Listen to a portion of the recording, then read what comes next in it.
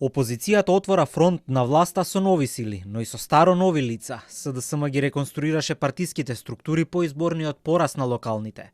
Денеска од ВМРО ДПМН стигна зајадлива честитка до социјалдемократите. Со зборовите ве чека тежок стечај. Двајца нови подпредседатели, старо нови секретари и извршен одбор со неколкумина кои и досега беа членови во него, а дел лица кои допрва треба да се профилираат во рамки на опозицијската партија. Ова е тим кој влегува во храбра и многу одлучна борба со оваа ненародна и криминогена и корумпирана власт на ВМРО ДПМН, знам и влен. Нашиот фронт, кој што го објавуваме вечерва постепено и сигурно ќе расте, затоа што ние се спремаме власта да ја вратиме во рацете на граѓаните. На испразнетите подпредседателски места наместо Ана Чупеска и Методија Илиевски поставени се Александар Трајановски и Јована Тренчевска. Во извршниот одбор на СДСМ влегоа 13-мина: Андреј Жарновски, екс-заменик во МНР и поранешен градоначалник на Центар, останува во оперативното партиско тело. Ѓорче Петров повторно ќе има представник во извршниот одбор на СДСМ, а таму ќе биде член екс-градоначалникот на таа општина Александар Наумовски. Во партиските тела, сега како член на извршниот се враќа и Јон Фрчковски, кој претходно оваа пролет се повлече од партиската функција. По тврдењата на ВМРО ДПМН е дека на работа во државно предпријатие користел опијати. И Филип Андов Сокол, опфатен со истрага за директорски злоупотреби во затворот Шутка, доби место во новиот тим на Филипче. Во меѓувреме политичките опоненти од ВМРО ДПМН им порачаа. СДС вчера вечер ја потврди нашата констатација дека продолжуваат да тонат се повеќе.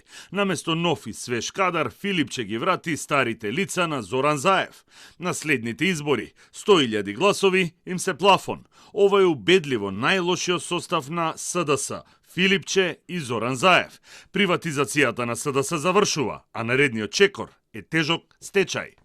Старо новиот генерален секретар на СДСМ Димитриевиќ уверува дека на вчерашната седница на Централниот одбор немало никакви несогласувања околу кадровските решенија и покрај различните ставови по други прашања. Тоа е убавината на СДСМ. СДСМ е демократска партија во која што секој може да си го искаже мислењето и ставот.